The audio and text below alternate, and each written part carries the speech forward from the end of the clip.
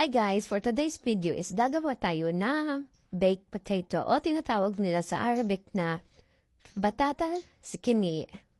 Yun na nga guys, may mincemeat tayo, butter, milk at saka mashed potato. Ito nga pala guys, is nilagyan ko siya ng butter, tansya-tansya lang. Pero usually nilalagay ko half ng the whole butter, half lang.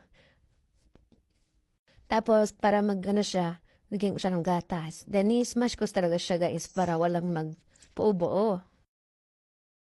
After yun guys, magpe-prepare ako sa Pyrex. Lalagyan ko siya ng butter para hindi dumikit yung paglagay na natin yung potato.